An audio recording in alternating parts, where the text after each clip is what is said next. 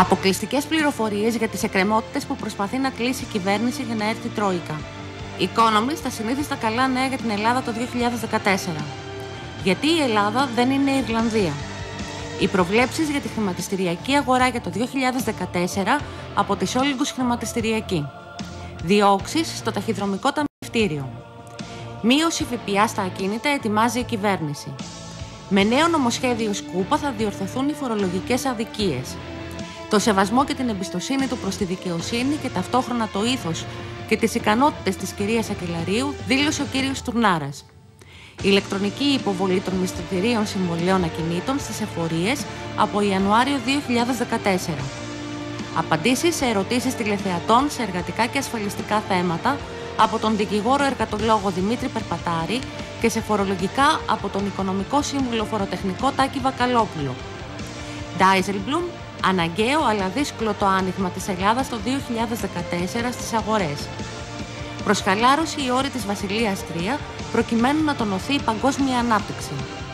Αγγίζει τις 1.300 μονάδες ο Γενικός Δείκτης του Χρηματιστηρίου Αθηνών. Αθρηστικά κέρδη 11,4% κατέγραψε σε 6 συνεχόμενες ανωδικές συνεδριάσεις. Στην Ελλάδα μόλις το 0,43% των γερμανικών εξαγωγών. Ευρωπαϊκή Κεντρική Τράπεζα. Αμετάβλητο στο 0,25% το βασικό επιτόκιο. 27 Πέμπτου του 2014 θα ξεκινήσουν οι πανελλήνιες εξετάσεις. Λοιπόν, καλησπέρα σας αγαπητοί τηλεθεατές και τηλεθεάτριες. Είναι Παρασκευή σήμερα, 8 και 5 και είμαστε μαζί να σας κρατήσουμε συντροφιά για περίπου μία ώρα, να σας πούμε τα οικονομικά θέματα της επικαιρότητας, να προχωρήσουμε γρήγορα γιατί έχουμε εμείς πολλές ειδήσεις και συνήθως δεν προλαβαίνουμε. Έχω αριστερά μου τον κύριο Βακαλόπουλο, τον κύριο Τάκη Βακαλόπουλο, φοροτεχνικό οικονομικό σύμβουλο, ο οποίος μας απαντά σε ερωτήσεις τηλεθεατών για φορολογικά θέματα. Να το δείξετε τον κύριο Βακαλόπουλο. Μετά, πού είναι ο κύριος Βακαλόπουλος? Ο κύριος Βακαλόπουλος. Λοιπόν, είναι ο κύριος Μελαχρινός, υπεύθυνος αναλύσεων της χρηματιστηριακής εταιρείας Solidus. Καλησπέρα κύριε Μελαχρινέ. Καλησπέρα, καλή χρονιά. Ωραία. Έχω δεξιά μου τον κύριο Δημήτρη Περπατάρη, γνωστό πετυχημένο εργατολόγο, δικηγόρο που μας λέει τα εργατικά και ασφαλιστικά θέματα, συνταξιοδοτικά κλπ. Καλησπέρα και καλή χρονιά με την ευκαιρία σε όλους τους τηλεθεατές και σε όλους τους συμμετέχοντες στο πάνελ σας. Καλή χρονιά, μια και εσείς την περασμένη φορά λείπατε. Εγώ δεν ήμουν. Λοιπόν, ενώ εμείς είπαμε στους τηλεθεατές τα χρόνια πολλά την περασμένη φορά, αλλά τα επαναλαμβάνουμε χαρά και τώρα. Και έχουμε και την κυρία Τόμπρα, την κυρία Αλεξάνδρα Τόμπρα, η οποία είναι δημοσιογράφος, υπεύθυνη στο financialreport.gr, ένα site το οποίο θα δείτε και στις διαφημίσεις. Ο κύριος Περπατάρης και ο κύριος Βακαλόπουλος, εγώ δίνουμε πληροφορίες σε θέματα χρηματιστηριακά, εργατικά, συνταξιδοτικά και φορολογικά. Λοιπόν, πάμε αμέσως στην σύνδεσή μας για 3 λεπτά. Έχουμε τον κύριο Πεγκλή, ο οποίος θα μας δώσει αποκλειστικές πληροφορίες για τις εκκρεμότητες που προσπαθεί να κλείσει η κυβέρνηση πριν έρθει η Τρόικα. Καλησπέρα κύριε Πεγκλή. Καλησπέρα κύριε Μουρετάκη και στο πάνελ σας. Η κυβέρνηση έχει φτάσει τη συζήτηση σε 4 εκκρεμότητες που γίνεται προσπάθεια σήμερα και μέσα στο Σαββατοκύριακο να δοθούν στοιχεία στην Τρόικα προκειμένου αυτή να έρθει την άλλη εβδομάδα. Το πρώτο θέμα βέβαια και το πιο δύσκολο να το πούμε είναι το 1,2 δις που έχουν απομείνει από τη διαφορά που έχει η κυβέρνηση και η Τρόικα, δηλαδή η τρύπα όπως λένε, που η Τρόικα ζητάει κάποια μέτρα, η κυβέρνηση προσπαθεί με κάθε τρόπο να αποφύγει τα μέτρα. Το δεύτερο είναι η μείωση των ασφαλιστικών εισφορών, των εργοδοτικών ασφαλιστικών εισφορών, προκειμένου να ενισχυθεί η ανταγωνιστικότητα των ελληνικών επιχειρήσεων. Που βέβαια, επειδή αυτό προκαλεί μια τρύπα στο ΙΚΑ, είναι ένα πολύ ακαθόδε ζήτημα που ενώ είναι ένα θετικό μέτρο για την οικονομία και για την κυβέρνηση, γιατί μειώνει το κόστος της ασφάλισης όλων των ιδιωτικών υπαλλήλων στη χώρα, υπάρχει δυσκολία να υλοποιηθεί γιατί αυτό προκαλεί μια τρύπα στο ΙΚΑ 800 εκατομμύρια περίπου. Το τρίτο είναι ότι η Τρόικα περιμένει μια λίστα με φορείς που θα κλείσουν. Είναι μια περίφημη λίστα που καιρό τώρα πάει και έρχεται μεταξύ του Κυριάκου Μητσοτάκη στο Υπουργείο Διοικητικής Μεταρρύθμισης και των συναρμόδιων υπουργείων στους οποίους υπάγονται αυτοί οι φορείς. Πληροφορίες μας λένε ότι είναι καμιά 20 φορείς, αλλά στις επόμενες μέρες από ό,τι φαίνεται θα βγει και αυτό το νέο στη δημοσιότητα. Δεν θα μάθουμε ακριβώς ποιοι κλείνουν. Μιλάμε για άμεσο κλείσιμο. Είναι καιρό τώρα που εκκρεμεί αυτό. Και τέταρτο είναι οι φόροι υπέρ τρίτων, που είναι μια απορρεμμένη ιστορία, αλλά γίνεται προσπάθεια τώρα, πιέζει πολύ δόθηκε η Τρόικα προκειμένου να γίνει σε μια μεγάλη έκταση, είναι μια μεγάλη λίστα δηλαδή, προκειμένου ένα μεγάλο μέρος φόρων υπέρ τρίτων να καταργηθούν. Να πούμε ότι... Κύριε Πεγκλή, μια ερώτηση. Οι φόροι υπέρ τρίτων θα δοθούν σε αυτούς που τον πληρώνουν ή θα πάνε σε φόρους υπέρ του δημοσίου? Είναι δύο κατηγορίες. Μια κατηγορία, και είναι η εύκολη αυτή, είναι ότι απλώς μεταφέρονται στον προϋπολογισμό, γιατί μέχρι τώρα κάποιοι φορείς παίρναν λεφτά, να το πούμε απλά, και αυτά τα λεφτά δεν περνούσαν από τον προϋπολογισμό. Δηλαδή παίρναν κατά μία έννοια μαύρα λεφτά. Μαύρα όχι για αυτούς που τα τσέπωναν κάποιοι, πάντως δεν τα μετρούσε το Υπουργείο Οικονομικών. Οπότε η μια κατηγορία που είναι η εύκολη όμως είναι ότι όλα πια μπαίνουν μέσω προϋπολογισμού. Η άλλη κατηγορία που πιέζει η Τρόικα είναι να καταργηθούν κάποιοι από αυτούς. Για παράδειγμα, πας να κάνεις μια συμβολογραφική πράξη και πληρώνεις 400 ευρώ στο συμβολογράφο και πληρώνεις και άλλα 100 που πάνε σε 5-6 φορείς γύρω-γύρω. Κάποιοι από αυτούς η προσπάθεια γίνεται να καταργηθούν, που σημαίνει βέβαια ότι αφαιρεί έσοδα σε κάποιους φορείς, βέβαια γίνεται πιο οικονομική και λιγότερη γραφειοκρατική η ζωή των Ελλήνων. Είναι και αυτό.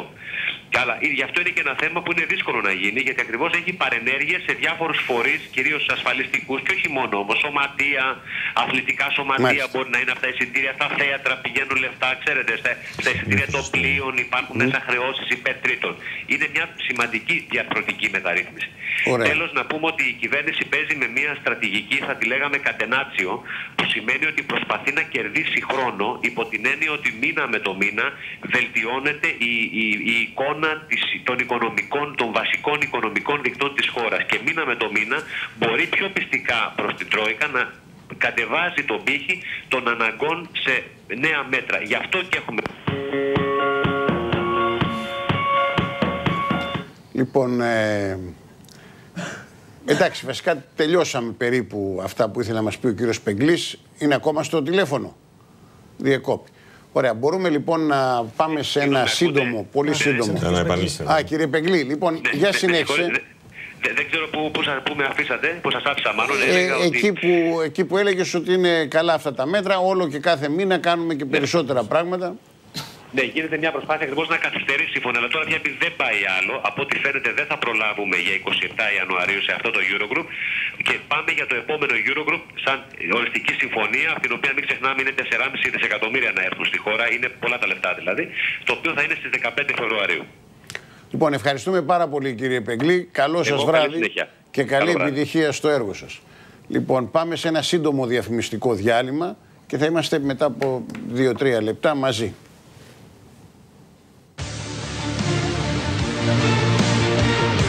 Η οικονομία αλλάζει. Δημιουργεί ευκαιρίες και κινδύνους. Τα ακίνητα υπερφορολογούνται.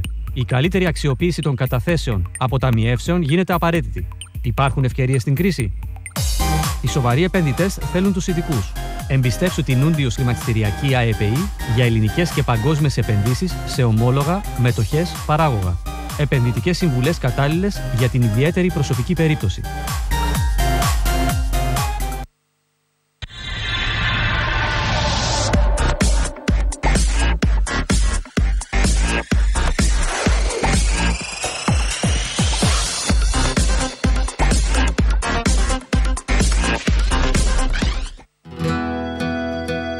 Ζω στη Σύμη και τρώω υγιεινά.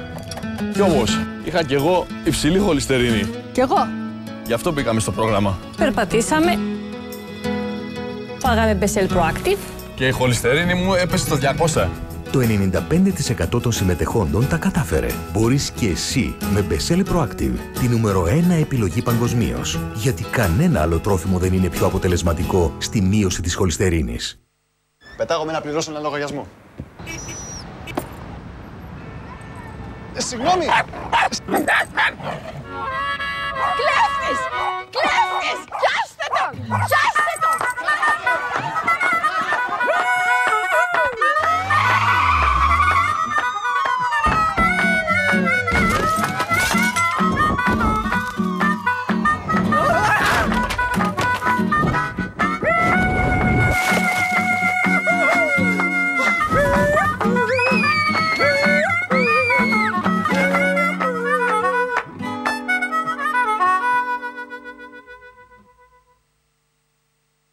Τώρα, άμα σου πω τι πω να πληρώσω ένα λογαριασμό, θα με πιστέψεις? Η ζωή μπορεί να γίνει πολύπλοκη. Κάντε λίγο πιο εύκολη με WinBank. Τώρα με WinBank οι πληρωμές λογαριασμών και όλες οι τραπεζικές σου συναλλαγές γίνονται εύκολα και γρήγορα από τον υπολογιστή, το κινητό σου ή από τα μηχανήματα EasyPay. WinBank. Μια κίνηση μπροστά. Τράπεζα Πειραιώς.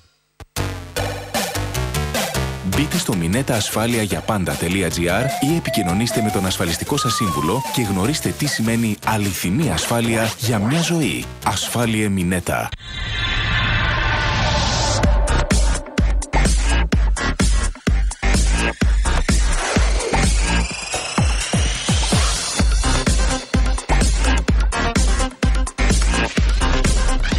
financialreport.gr. Αξιόπιστη, έγκυρη και έγκαιρη ενημέρωση. Με απαντήσεις στα ερωτήματα που στέλνετε σε θέματα χρηματιστηριακά, φορολογικά, εργασιακά, συνταξιοδοτικά στο news@financialreport.gr από τον Αλέξανδρο Μωραϊτάκη, τον Οικονομικό Σύμβουλο Φοροτεχνικό Τάκη Βακαλόπουλο και τον εργοτολόγο δικηγόρο Δημήτρη Περπατάρη. financialreport.gr.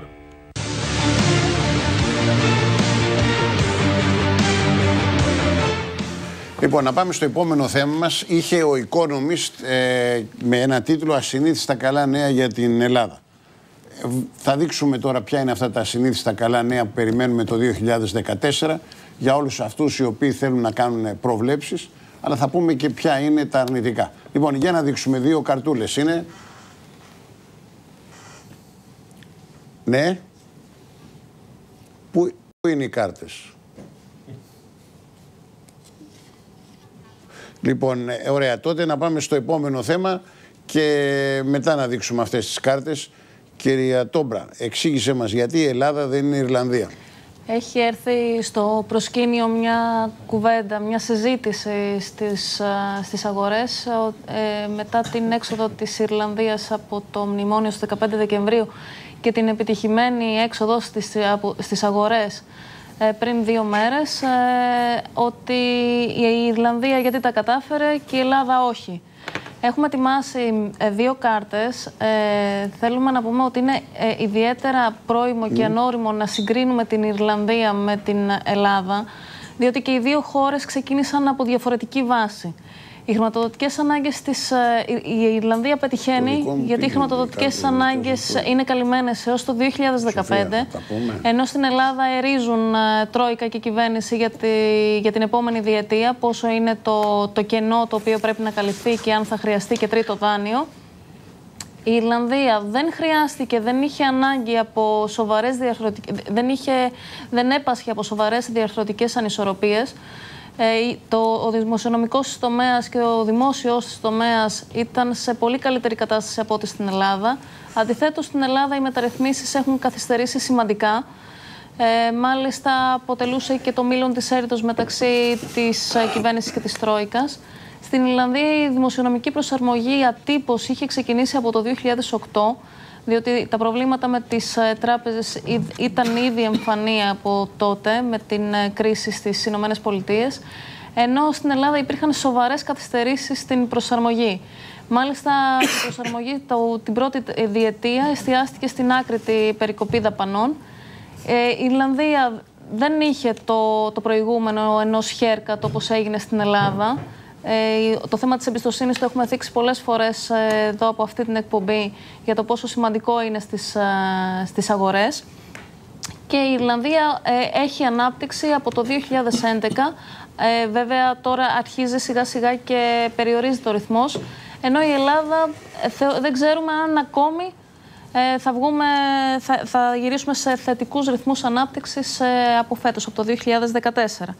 Και βλέπουμε στα στατιστικά στοιχεία, στα δημοσιονομικά στοιχεία, ότι τόσο το έλλειμμα όσο και το χρέος ήταν πολύ μικρότερα στην Ιρλανδία. Ιδιαίτερα μάλιστα το χρέος ξεκίνησε από μια μικρότερη βάση του 65% κοντά, ενώ εμείς ήμασταν στο 130%. Από το 2009 για να φτάσει το 2012 και μετά από haircut και μετά από αναδιάρθρωση και επαναγορά ομολόγων στο 157% και στην Ιρλανδία στο 117% περίπου. Βέβαια, βλέπουμε μια ανισορροπία στο έλλειμμα το 2010, γιατί κάλυψε τις τράπεζες, ωστόσο αμέσως προσαρμόστηκε η χώρα. Επομένως, κάθε σύγκριση με την συγκεκριμένη χώρα και πρώιμη και ανώριμη. Επομένως, δεν είναι το ίδιο. Βέβαια, εμείς θέλουμε να μοιάσουμε στην Ιρλανδία. Ωραία, να πάμε στο επόμενο θέμα. Έχουμε τον Διευθυντή Αναλύσεων της Solidus, τον κύριο Μελαχρινό, και να μας πει ποιες είναι οι προβλέψεις οι δικές του, της εταιρείας, των αναλυτών κλπ. Για το 2014. Οι εκτιμήσεις για το ελληνικό χρηματιστήριο αυτή τη στιγμή δεν μπορούμε να τις ξεχωρίσουμε, να τις απομονώσουμε από τις προσδοκίες που υπάρχουν γύρω από την εξέλιξη της ελληνικής οικονομίας. Είναι πολύ δύσκολο αυτή τη στιγμή να γίνουν ξεκάθαρες εκτιμήσεις για το πού θα κινηθεί και πώς θα κινηθεί ο γενικός δείκτης του χρηματιστηρίου. Καθώς η πορεία των δικτών και η πορεία της ψυχολογίας της αγοράς αυτή τη στιγμή είναι άμεσα συνδεδεμένη με το θέμα της πολιτικής σταθερότητας στην Ελλάδα. Αυτό που φαίνεται τώρα, αυτή τη στιγμή, ότι ισχύει, φαίνεται ότι η αγορά δεν κινείται βάσει προοπτικών ελληνικής οικονομίας, αλλά βάσει προσδοκιών επί των προοπτικών της ελληνικής οικονομίας.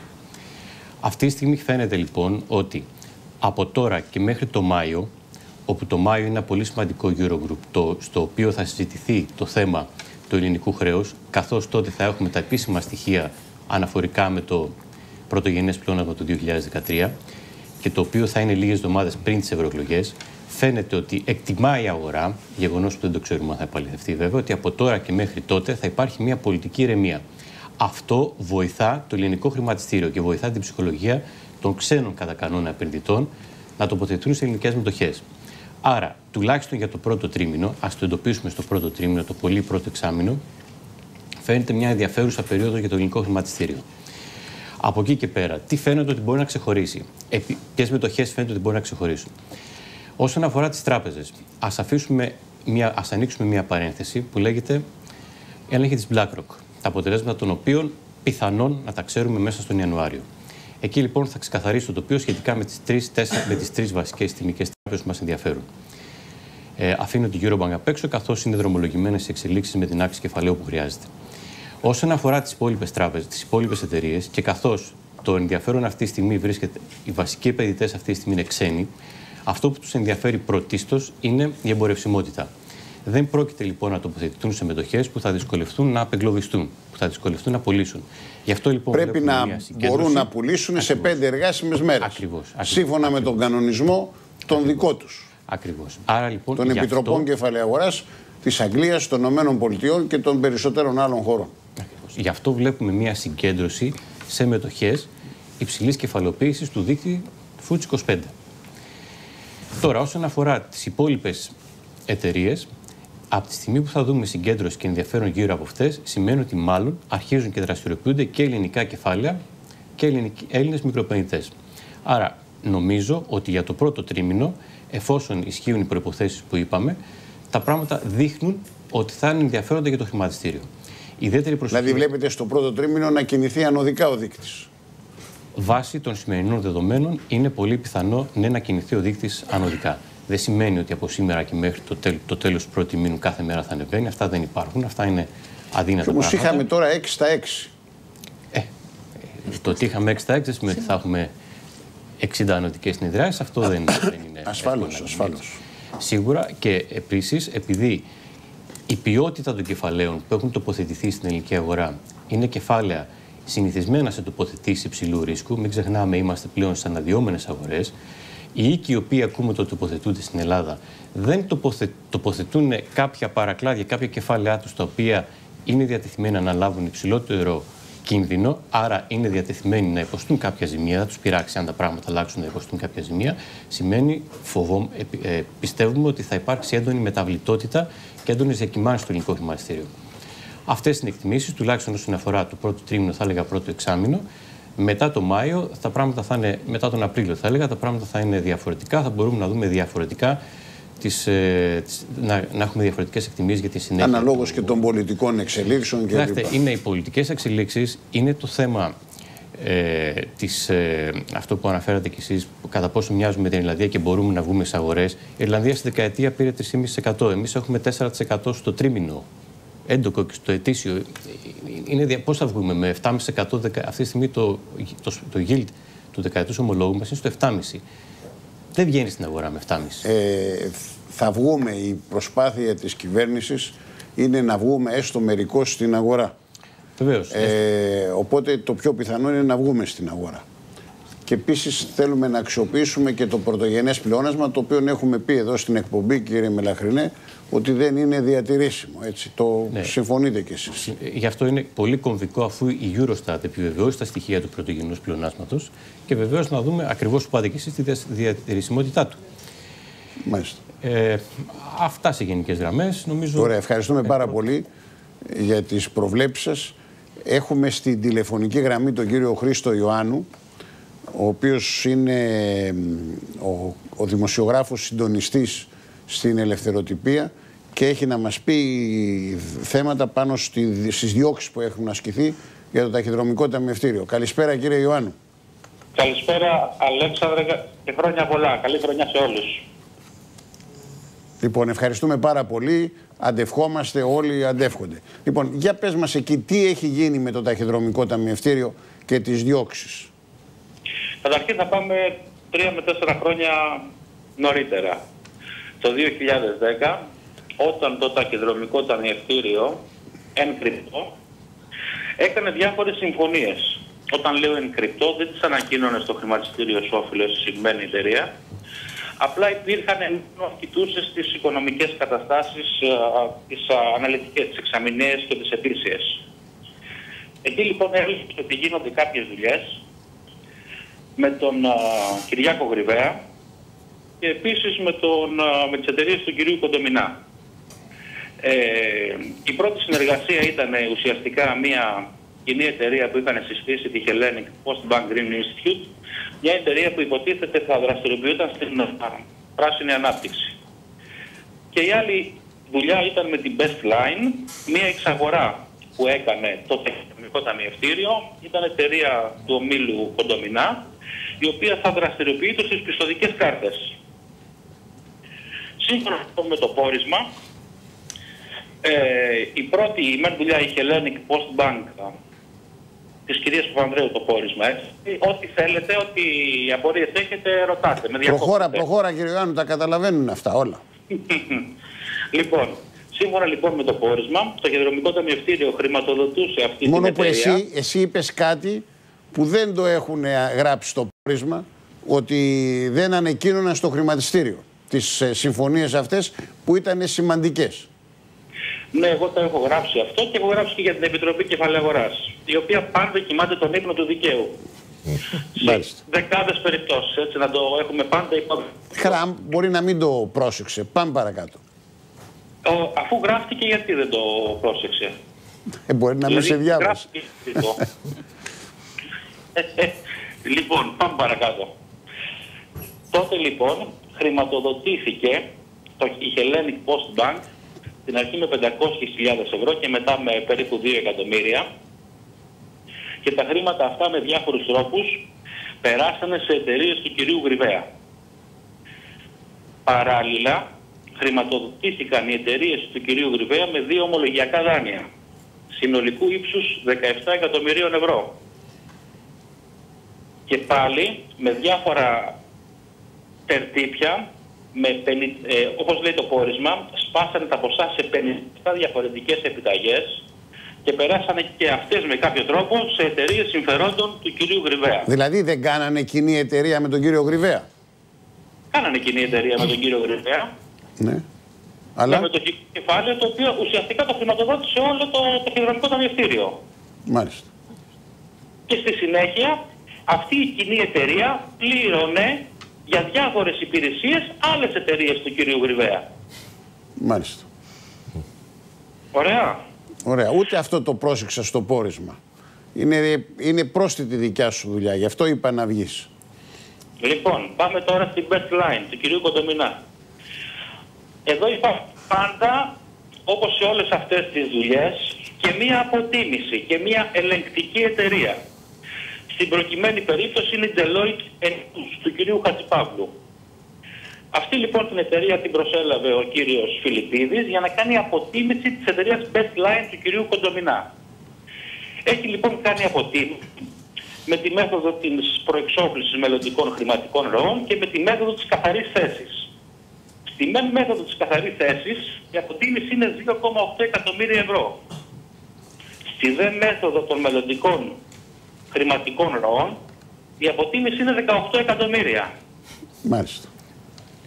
Σας κάνει αίσθηση αυτό το πράγμα? 600%. Μας κάνει. Και ποια διαλέξανε? Δηλαδή, την υψηλότερη. Δεν μπορεί μια σοβαρή εταιρεία να παρουσιάζει μια τέτοια αποτίμηση. Μάλιστα. Στη συνέχεια, η διοίκηση του Ταχυδρομικού Ταμιευτηρίου. Ποια αποτίμηση διαλέξανε, κύριε Ιωάννου? Εσείς ποια λέτε? Την υψηλότερη. Ασφαλώς. Και έγινε αύξηση κεφαλαίου άλλων 18 εκατομμυρίων, τα οποία τα έβαλε συνολικά το Ταχυδρομικό Ταμιευτήριο. Μάλιστα. Οπότε δημιουργήθηκε μια εταιρεία με αποτίμηση περίπου 36 εκατομμυρίων, 40. Φυσικά με τα χρήματα, με το σύνολο των χρημάτων να το έχει βάλει το Ταχυδρομικό Ταμιευτήριο. Εσείς τα γράψατε αυτά, γιατί εδώ υπάρχει και θέμα για την Επιτροπή Λογιστικής Τυποποίησης και Ελέγχων. Πάντα υπάρχει θέμα για την ΕΛΤΕ. Πάντα υπάρχει θέμα για την ΕΛΤΕ. Ποιος είναι πρόεδρος στην ΕΛΤΕ? Πάρα πολλές υποθέσεις. Ποιος είναι πρόεδρος στην ΕΛΤΕ? Πείτε το, δεν το θυμάμαι τώρα, μου είναι... Μάλιστα. Και εσείς τα έχετε γράψει αυτά, γιατί αυτά δεν τα βλέπω να είναι γραμμένα στο πόρισμα. Αυτά είναι το πόρισμα, θα γραφτούν το Σαββατοκύριακο. Ουσιαστικά είναι καινούργια στοιχεία και θα γραφτούν το Σαββατοκύριακο. Μάλιστα. Ωραία. Οπότε θα έχετε την ευκαιρία να τα δείτε όλα αυτά. Μάλιστα. Ωραία. Λοιπόν, με τον ίδιο τρόπο χρηματοδοτήθηκαν και διάφορες άλλες εταιρείες του κυρίου Κοντομινά και επίσης έγιναν διάφορες αναχρηματοδοτήσεις. Μάλιστα. Οι οποίες σύμφωνα με το πόρισμα δεν θα έπρεπε να γίνουν, διότι δεν τηρήθηκαν ουσιαστικά τα κριτήρια της τραπεζικής που θα έπρεπε ουσιαστικά να τηρήσει και η Επιτροπή Πιστοδοτήσεων και φυσικά η διοίκηση του Ταχυδρομικού Ταμιευτηρίου. Ωραία. Αυτά που λες ότι θες να ρωτήσεις, η κυρία Τόμπρα θέλει να σε ρωτήσει. Συγγνώμη. Ο κύριος Ρεφενές είναι ο πρόεδρος της ΕΛΤΕ. Ο κύριος Ρεφενές, που είναι σύμβουλος του κυρίου Στουρνάρα. Μάλιστα. Εξ απορρίτων και υπεύθυνος για τα φορολογικά της χρηματιστηριακής αγοράς και όχι μόνο. Που εξουσιοδότησε ο κύριος Στουρνάρα στον κύριο Ρεφενέ να μιλήσει με την Τρόικα, παρακάπτοντας τον κύριο Μαυραγάνη. Ναι, για τις πατάτες των φορολογικών θα έρθει εγώ. Μάλιστα. Λοιπόν, για να, κυρία Τόμπρα, πες μου. Κύριε Ιωάννου, καλησπέρα σας. Μία ερώτηση, επειδή γνωρίζετε την υπόθεση καλύτερα από τον καθένα μας. Για να το απλοποιήσουμε λίγο στον τηλεθεατή, η ζημία για το ελληνικό δημόσιο όλων αυτών, γιατί πρόκειται περί μιας κρατικής τράπεζας, πόσο εκτιμάται? Γύρω στα 210 εκατομμύρια. Όσο δηλαδή το μέτρο της περικοπής των συντάξεων. Μάλιστα. Όσο το μέτρο της περικοπής των συντάξεων, είπε η κυρία Τόμπρα. Και αυτά το Σαββατοκύριακο που λες ότι θα γραφούν στην Ελευθεροτυπία ή θα γραφούν και σε όλες τις εφημερίδες? Στην Ελευθεροτυπία σίγουρα. Τώρα στις άλλες εφημερίδες δεν το ξέρω. Φαντάζομαι το πόρισμα το έχουν και οι άλλες εφημερίδες, οπότε θα... Μάλιστα. Γιατί εμείς διαβάσαμε μερικώς το πόρισμα και υπάρχουν κάποια ερωτηματικά. Λοιπόν, ωραία. Οπότε θα περιμένουμε να τα διαβάσουμε στην Ελευθεροτυπία το Σαββατοκύριακο και ενδεχομένως και σε άλλες εφημερίδες. Ευχαριστούμε πάρα πολύ για αυτές τις διευκρινήσεις. Να κάνουμε τώρα ένα... Ωραία. Καλό βράδυ και καλή επιτυχία. Να κάνουμε ένα σύντομο διαφημιστικό διάλειμμα 2-3 λεπτών και θα είμαστε πάλι μαζί.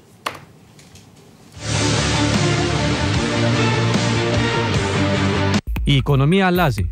Δημιουργεί ευκαιρίες και κινδύνους. Τα ακίνητα υπερφορολογούνται. Η καλύτερη αξιοποίηση των καταθέσεων αποταμιεύσεων γίνεται απαραίτητη. Υπάρχουν ευκαιρίες στην κρίση? Οι σοβαροί επενδυτές θέλουν τους ειδικούς. Εμπιστεύσου την Ούντιος Χρηματιστηριακή ΑΕΠΗ για ελληνικές και παγκόσμιες επενδύσεις σε ομόλογα, μετοχές, παράγωγα. Επενδυτικές συμβουλές κατάλληλες για την ιδιαίτερη προσωπική περίπτωση.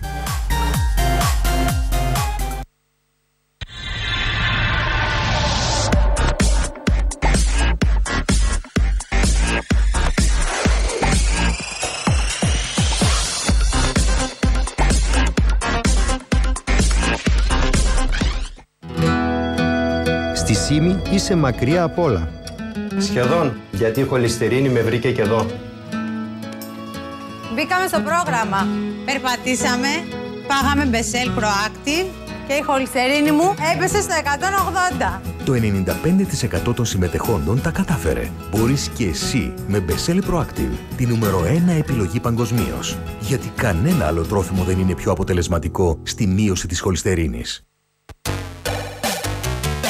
Μπείτε στο minetaasfaliagyapanda.gr ή επικοινωνήστε με τον ασφαλιστικό σας σύμβουλο και γνωρίστε τι σημαίνει αληθινή ασφάλεια για μια ζωή. Ασφάλιε Μινέτα. Θέλω από τη νέα κόκκινη πάριζα, Ενελάδη Κρέτα Farms. Η οικογένεια Ενελάδη μεγαλώνει. Δίπλα στην αγαπημένη πράσινη, τώρα και νέα κόκκινη πάριζα Ενελάδη με νέα πλούσια παραδοσιακή γεύση και 60% λιγότερα λιπαρά. Δοκιμάστε τη. Θα με θυμηθείτε. Ήρθαν οι φωλιές, το νέο ψωμί για σάντουιτς που... διπλώνει και αγκαλιάζει. Ότι ο νου σου βάζει. Όχι ο νου σου. Με κόρα πάνω κάτω, ποτέ του δεν πανιάζει. Ποτέ του δεν πανιάζει. Φωλιές. Φωλιές. Για σάντουιτς νόστιμο, χορταστικό, κρύο ή ζεστό με τη σιγουριά του σπιτικού, Φωλιές. Το διπλωτό ψωμί για σάντουιτς που σου λύνει τα χέρια. Μια νέα ιδέα από τον Καραμολέγκο.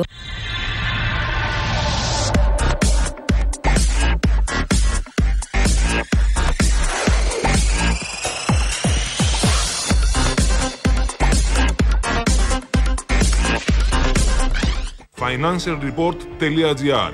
Αξιόπιστη, έγκυρη και έγκαιρη ενημέρωση. Με απαντήσεις στα ερωτήματα που στέλνετε σε θέματα χρηματιστηριακά, φορολογικά, εργασιακά, συνταξιοδοτικά στο news@financialreport.gr από τον Αλέξανδρο Μωραϊτάκη, τον οικονομικό σύμβουλο φοροτεχνικό Τάκη Βακαλόπουλο και τον εργοτολόγο δικηγόρο Δημήτρη Περπατάρη. financialreport.gr.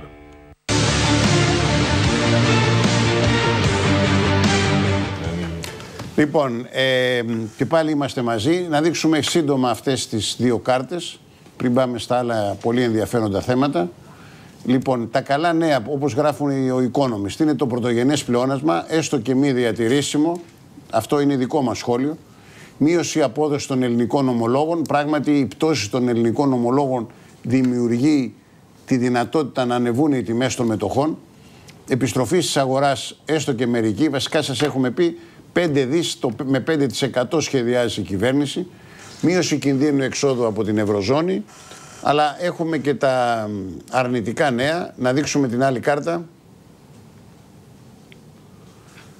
Λοιπόν, υψηλό επίπεδο ανεργίας που έχει πάρα πολλούς κινδύνους. Μείωση του ΑΕΠ από την έναρξη του μνημονίου κατά 25%. Μείωση κόστους λόγω μισθολογικών περικοπών και όχι λόγω αύξησης παραγωγικότητας. Είναι σημαντικό αυτό. Η μείωση της αύξησης των εξαγωγών. Οι εξαγωγές έχουν σταματήσει να ανεβαίνουν και πώς δεν σταματάνε με τέτοια βαριά φορολογία στην ενέργεια. Και επίσης υπάρχει ένα δυσλειτουργικό κράτος και, όπως είπαμε, ο πολιτικός κίνδυνος. Λοιπόν, να πάμε στο επόμενο θέμα μας. Πριν από αυτό θέλω να δώσω και μια καλή είδηση αποκλειστική, ότι υπάρχουν σοβαρότατες σκέψεις στην κυβέρνηση να μειώσει το ΦΠΑ στο 13% που σχετίζεται με την οικοδομή. Θα είναι ένα μέτρο ανάσας. Και επίσης, επειδή υπάρχουν πολλές αδικίες και ανοησίες και γκάφες που έγιναν από ανθρώπους που διαπραγματεύτηκαν με την Τρόικα, θα υπάρξει μια διόρθωση αυτών των αδικιών. Έχουμε λοιπόν κάτι καλό να πούμε. Το άλλο, να μας πει ο κύριος Βακαλόπουλος σχετικά με τις ερωτήσεις τηλεθεατών. Έτσι, πες τις ερωτήσεις εσύ, δεν χρειάζεται να σου λέω εγώ. Το ένα είναι, μαζεύουμε αποδείξεις για το 2014. Και ποιοι μαζεύουν αποδείξεις. Όπως και το 2013, έτσι και το 2014, δυστυχώς μόνο οι μισθωτοί και οι συνταξιούχοι μαζεύουν αποδείξεις. Η διαφορά του 2013 με του 2014 είναι ότι τώρα μας ζητάνε στο 10% του φορολογητού εισοδήματος να μαζέψουμε αποδείξεις, ενώ πέρσι το 2013 ήταν το 25% και μέχρι 10.500 ευρώ αποδείξεις. Αυτό όμως που δεν γνωρίζουμε το 2014 είναι γιατί ποιες θα είναι οι αποδείξεις οι οποίες θα μαζεύουμε. Αν θα ισχύουν τα σούπερ μάρκετ κλπ. Άρα λοιπόν θα περιμένουμε διευκρινήσεις για τις ποιες αποδείξεις. Άρα εξακολουθούμε να μαζεύουμε αποδείξεις και για το 2014 για τους μισθωτούς και τους αξιούχους. Επίσης, θα ήθελα να πω κάτι για τα ηλεκτρονικά μισθωτήρια. Εδώ και 2 μέρες έχει ανοίξει στο Τάξης υποβολή των ηλεκτρονικών μισθωτηρίων. Δηλαδή, όταν θέλουμε να νοικιάσουμε ένα ακίνητο, δεν πηγαίνουμε πια στην εφορία, διότι η εφορία δεν δέχεται πια τα έγγραφα μισθωτήρια. Άρα, όλα πια γίνονται ηλεκτρονικά. Ας πούμε, 2-3. Δηλαδή, άμα νοικιάσει ένας ανθρωπάκος στο σπίτι του. Θα του πει η εφορία ότι το μισθωτήριο δεν ισχύει, θα πρέπει να το στείλει ηλεκτρονικά. Και πρέπει να βρει κάποιον που να έχει κομπιούτερ για να το στείλει. Και να έχει και 5 γνώσεις για να το στείλει.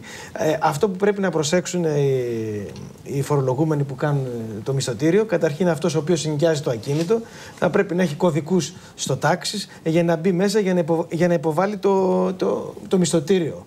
Και ταυτόχρονα να περάσει και τα στοιχεία του μισθωτή, όπως είναι το αφημί του. Εδώ θέλω να προσέξουμε το εξής, ότι αν έχουμε στην περίπτωση που έχουμε ένα έγκαμο ζευγάρι, που ξέρουμε ότι στις περισσότερες περιπτώσεις κωδικούς τάξης έχει μόνο ο σύζυγος, γιατί κάνουν κοινή δήλωση. Αν όμως υπάρχει περίπτωση η σύζυγος να έχει ένα ακίνητο στην ιδιοκτησία της και να θέλει να κάνει μισθωτήριο και δεν έχει κωδικούς τάξης, θα πρέπει να βγάλει κωδικούς τάξης και η σύζυγος για να μπορέσει να υποβάλει το μισθωτήριο ηλεκτρονικά. Έτσι, με την υποβολή λοιπόν του ηλεκτρονικού μισθωτηρίου, αυτός ο οποίος μισθώνει το ακίνητο μπαίνει και αυτός με τους δικούς του κωδικούς, αποδέχεται το μισθωτήριο και έτσι εκτυπώνεται το μισθωτήριο. Και αυτό είναι το έγκυρο πλέον χαρτί. Αυτό από πότε έχει αρχίσει? Εδώ και 2 μέρες. Είναι καινούριο. 2 μέρες. Δηλαδή, ό,τι έχει γίνει πριν από τις 2 μέρες είμαστε εντάξει. Ναι, από εδώ και πέρα μόνο ηλεκτρονικά. Οκ.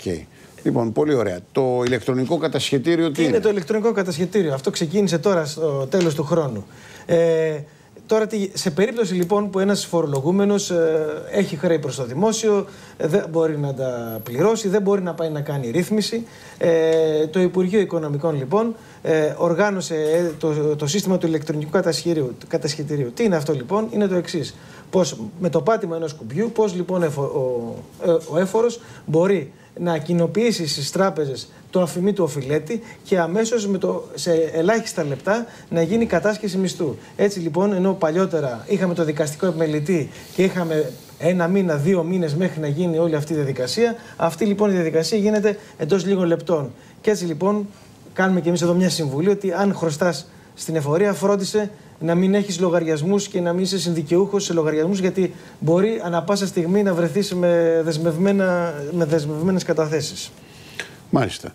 Λοιπόν, ποιες δαπάνες μειώνουν το φόρο εισοδήματος? Ποιες δαπάνες μειώνουν το φόρο εισοδήματος? Δυστυχώς, δαπάνες για το φόρο εισοδήματος το 2013 είναι ελάχιστες και μόνο για τους μισθωτούς και ταξιούχους. Αν είσαι ελεύθερος επαγγελματίας, οι ιατρικές δαπάνες πάνε περίπατο, όπως και οι οικογενειακές δαπάνες.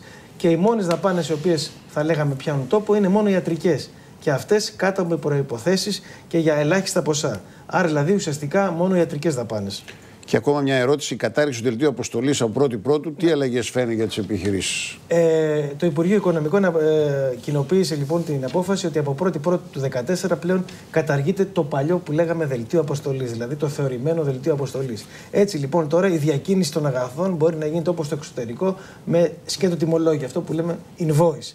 Άρα λοιπόν, όταν λοιπόν διακανούμε ένα αγαθό, το τιμολόγιο αρκεί και όχι το δελτίο αποστολής. Σε περίπτωση όμως που έχουμε διακίνηση προϊόντων χωρίς το τιμολόγιο, διότι δεν γνωρίζουμε ακόμα την αξία, απλώς ένα απλό χαρτί, το οποίο θα καταγράφει, θα έχει βέβαια τα στοιχεία του δελτίου αποστολής με τον αποστολέα, με την ποσότητα και τον τόπο προορισμού, θα αντικαταστήσει το δελτίο αποστολής.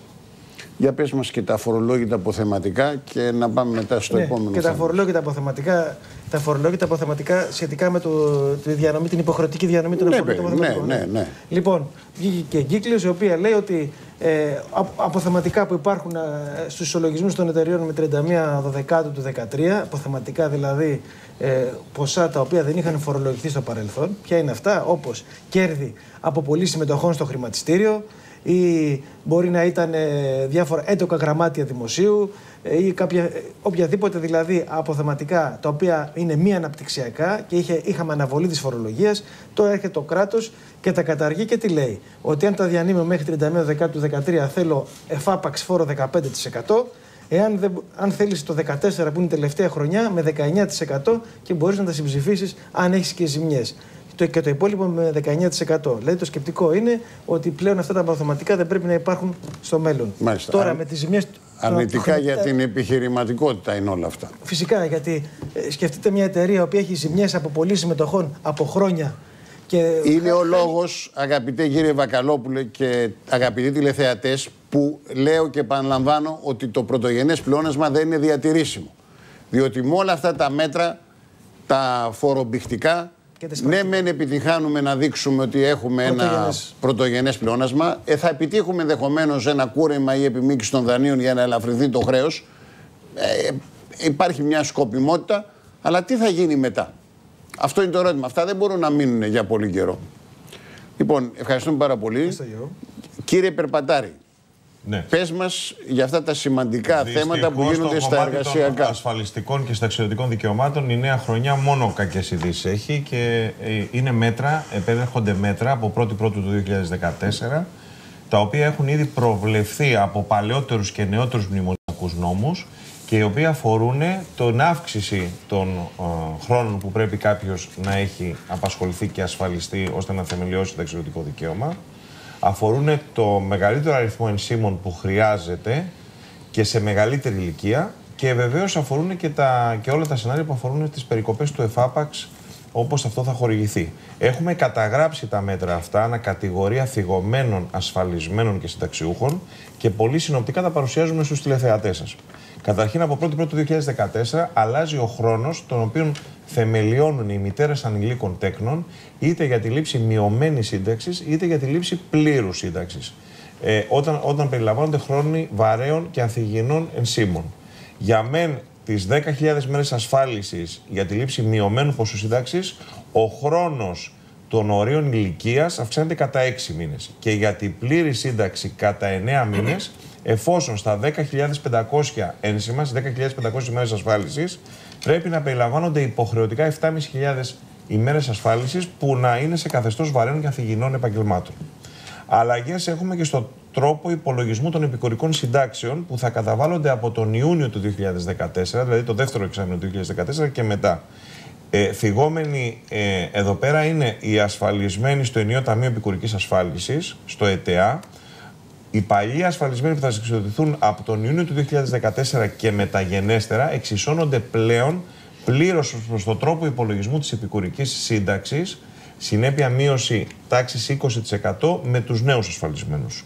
Τρίτον, ενεργοποιούνται οι διατάξεις που αφορούν τις περικοπές των συντάξεων του ΟΓΑ, οι οποίες θα βαίνουν ευθύνουσες, αλλά και για τους συνταξιούχους κάτω των 65 ετών, οι οποίοι θα δουν το μηνιαίο τους εισόδημα να μειώνεται ακόμα περισσότερο, αφού έχουμε αναστολή καταβολής του ΕΚΑΣ ήδη από την 1η Πρώτου του 2014. Και τέλος, σίγουρα το 2014 δυστυχώς θα είναι ο χρόνος εξέλιξης των κακών σενάριων που αφορούν τα εφάπαξ βοηθήματα του Δημοσίου και των ΔΕΚΟ. Οι πληροφορίες μιλάνε για δραστικές μειώσεις.